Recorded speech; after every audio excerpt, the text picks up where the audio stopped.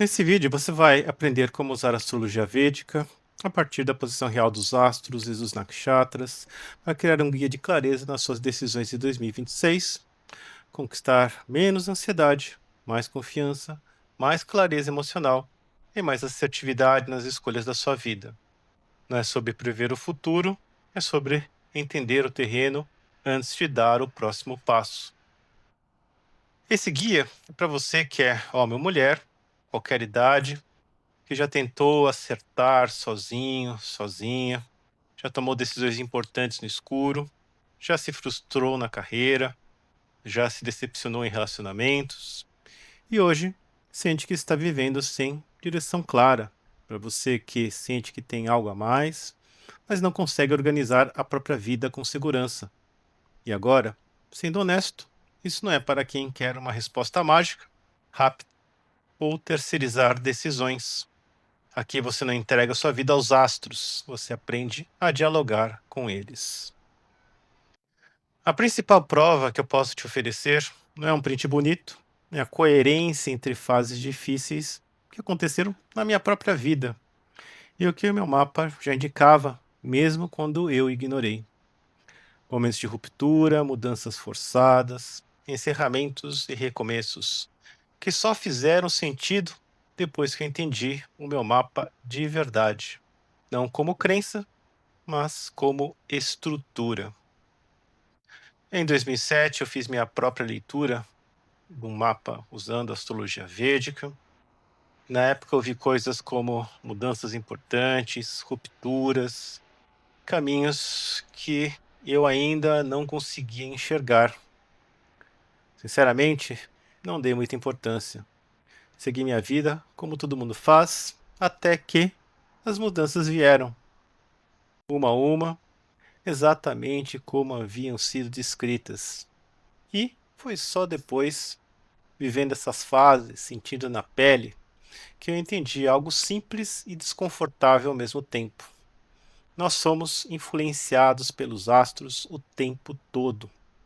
A diferença é que a maioria de nós vive isso sem consciência. O jeito errado de usar a astrologia é esse aqui: ler o horóscopo genérico, esperar sinais vagos, procurar respostas prontas, viver entre esperança e medo. Isso só aumenta a ansiedade. O jeito certo é entender o seu mapa real, não o seu mapa simbólico, com a posição verdadeira dos astros. E os nakshatras, que mostram como e quando certos temas se ativam na sua vida. A astrologia não é adivinhação, é a leitura dos ciclos. O que eu faço é usar a astrologia védica, baseada no céu real, não no céu simbólico. Os nakshatras funcionam como pontos de ativação da vida, momentos em que decisões ficam mais fáceis ou mais difíceis, ou simplesmente precisam ser adiadas. O seu mapa vira um guia prático para 2026, não dizendo o que você deve fazer, mas quando avançar, quando segurar e quando observar. Então, vamos iniciar explicando uma das diferenças fundamentais da astrologia védica com a astrologia tradicional.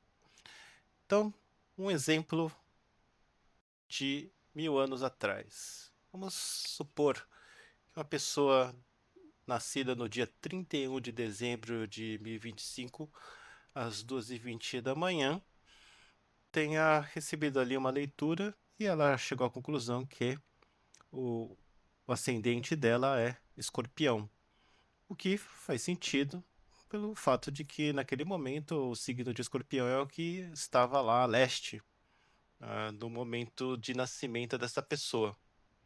Só que 1000 anos depois, não é mais o signo de Escorpião que está a leste no momento de nascimento de uma pessoa, exatamente no mesmo dia do ano, 31 de dezembro. Só que 1000 anos depois, 2025, 12h20 da manhã, a constelação que estava a leste, ou seja, a constelação que estava ali no momento de nascimento dessa pessoa, passa então a ser a constelação de Libra. Então, a posição das constelações dentro da metodologia da astrologia védica é a posição real das constelações e dos planetas. Ou seja, o que é levado em consideração é o céu real, o céu sideral, não um céu simbólico, como na astrologia tradicional.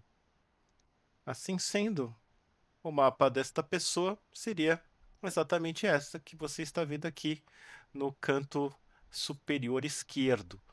Então, dentro desse losango aqui estão distribuídas as casas. Na parte interior são as casas principais, a casa 1, 4, 7 e 10, e aqui ao redor as demais casas. Então, no sentido anti-horário, a casa 1 é onde está o signo de Libra, aqui o número 7. Na casa 2, que representa a família, está o signo de Escorpião. A casa 3, o signo de Sagitário. A casa 4, o signo de Capricórnio, e por aí vai. Então, existem dois modelos básicos de formato de leitura. Então, aqui você vê o formato do norte da Índia, e aqui num formato mais retangular, mais direcionada ao modelo que seria o sul da Índia.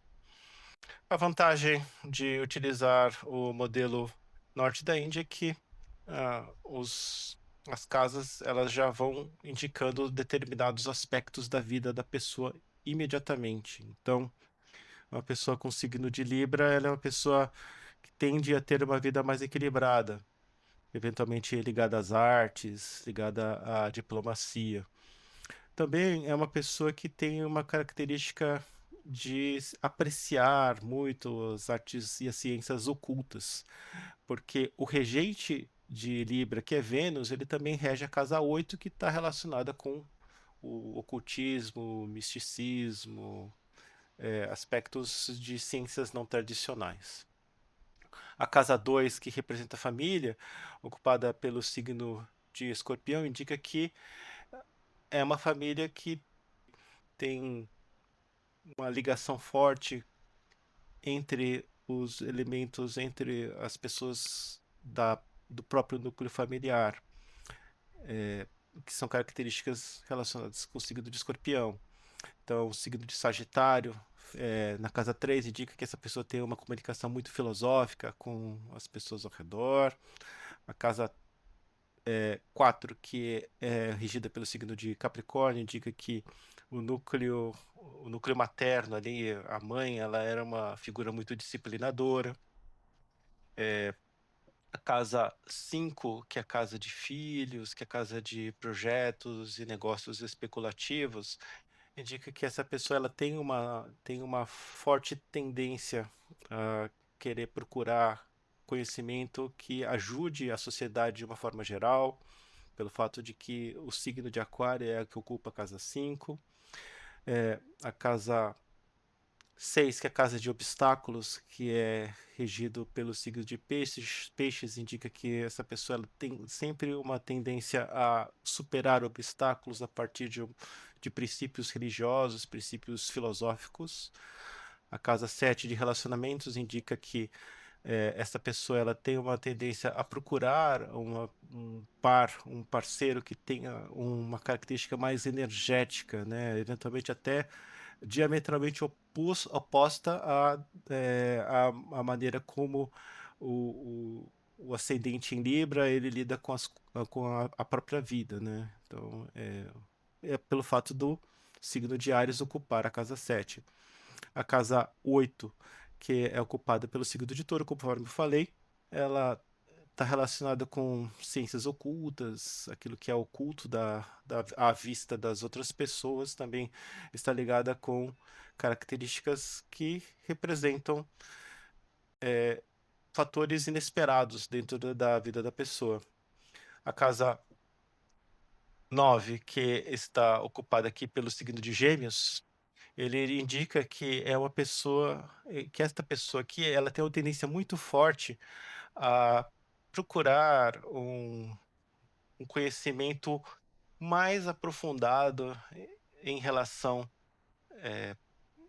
ao comércio, em relação, à comunicação de uma forma geral, muito mais relacionado com o fato do planeta Júpiter estar na própria casa 9, que é a casa em que o Júpiter ele produz os resultados mais interessantes em relação a aos aspectos filosóficos de uma forma geral.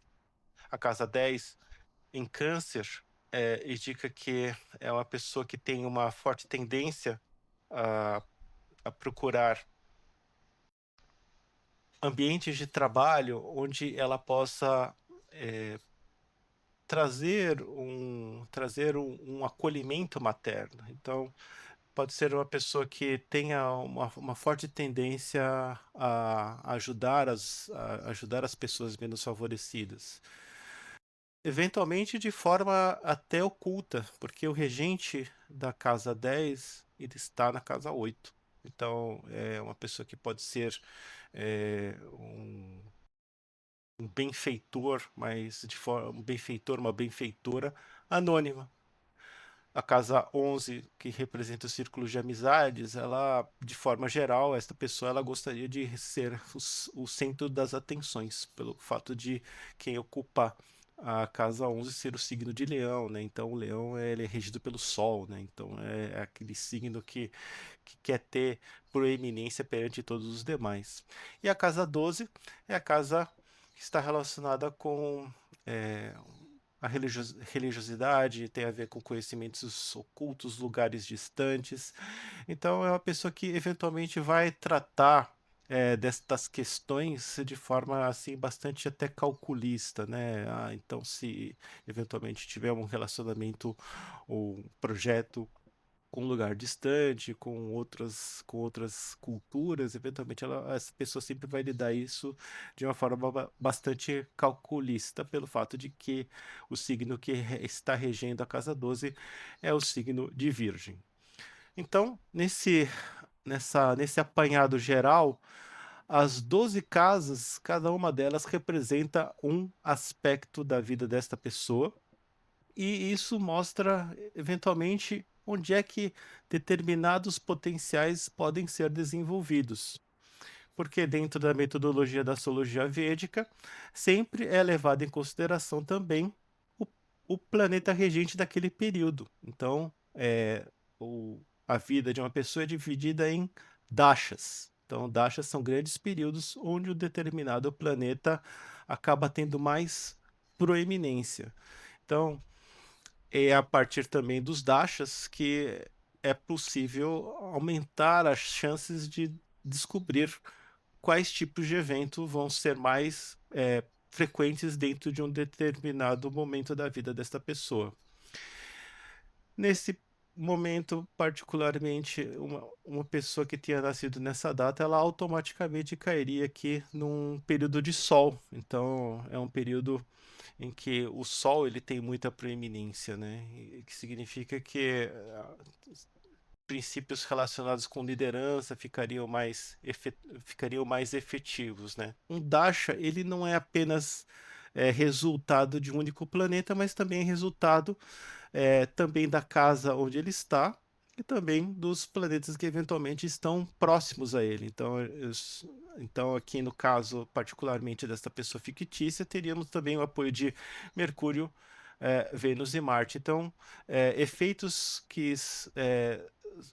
dentro desse período que estariam relacionados com o Sol não são apenas do próprio Sol, mas também efeitos ligados com o Vênus, que, por exemplo, seria características relacionadas com cultura, artes, o Mercúrio, que está relacionado também com negócios de forma geral, e Marte é o planeta da energia, né? Não é apenas essa visão tradicional do planeta da guerra. Então, a energia é necessária para a realização de quaisquer projetos. Então, o significado de um planeta não pode ser apenas aquela visão tradicional. Todo planeta tem aspectos benignos e malignos. Apesar de inicialmente você classificar determinados planetas como benéficos e outros como malignos, não significa que seja apenas esse viés 0 ou 1, preto ou claro, Sol ou Lua. Então, tem que ser verificado todos esses aspectos de uma forma geral. Então, o Dasha ele representa um aspecto importante na vida de uma pessoa, porque é o período em que um determinado planeta rege. E o outro aspecto que aí faz uma intersecção com a astrologia tradicional são exatamente os trânsitos, né? Então, os trânsitos são os aspectos gerados pela própria movimentação dos planetas e a relação destes movimentos em relação à posição real dos astros, no momento do nascimento. Então, num trânsito é possível verificar se um determinado evento realmente tem maior probabilidade de acontecer. Então, o primeiro indicativo, é o Dasha. Num segundo ponto, se verifica qual posição aquele planeta ocupa dentro do mapa natal, e em seguida verifica-se como o trânsito dos planetas está atuando sobre aquela casa, naquele determinado momento. Um outro ponto que pode ser observado também é a condição dos nakshatras para uma determinada pessoa.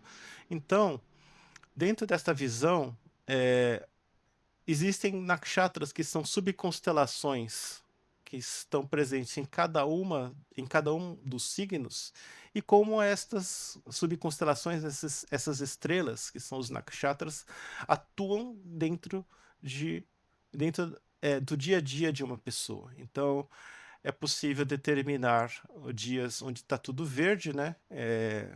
Praticamente vários planetas poderiam ter uma condição muito interessante aqui para essa pessoa no dia 29, no dia 29 de dezembro, e assim todos os astros, por assim dizer, estariam favoráveis à execução de algum projeto, na efetividade de algum projeto que acontecesse no dia 29 de dezembro. E assim, o importante aqui é tentar determinar quais períodos são mais benéficos para a produção de determinados resultados. E aqui fica bastante claro que não não é todo dia em que essas condições se mostram favoráveis. Então, o evento, por exemplo, numa situação aqui no dia 18 e 19, fica bastante claro que não faria muito sentido produzir nada de natureza muito construtiva durante esse período, pelo fato de que não há um favorecimento dos astros durante esse período. Então, de uma forma geral, o que dá para explicar em relação à produção de resultados em determinados períodos está muito relacionadas à posição da sua lua natal, que é a partir do qual é construído a divisão dos grandes dashas, dos mahadashas, e exatamente quais nakshatras, quais subconstelações elas são mais favoráveis e quais são menos favoráveis, e isso é possível obter a partir dessa leitura mais ampla, não só a partir da posição dos nakshatras, mas também para uma situação onde os trânsitos dos próprios planetas mais benéficos eles estão favorecendo uma determinada casa, que é uma posição que essa pessoa gostaria de obter. Se você sente que está cansado de decidir por impulso, se percebe que repetir os mesmos erros já ficou passado, já ficou pesado, e se deseja entrar em 2026 com mais consciência e menos ansiedade, clique no botão abaixo, não para mudar sua vida de uma vez, mas para parar de caminhar sem um mapa.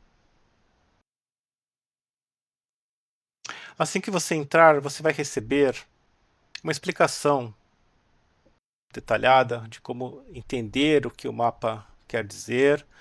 Você vai poder enxergar sua própria história com mais respeito, mais clareza e mais direção. Os astros não vão decidir por você, mas eles mostram um caminho. E às vezes isso é tudo o que nós precisamos.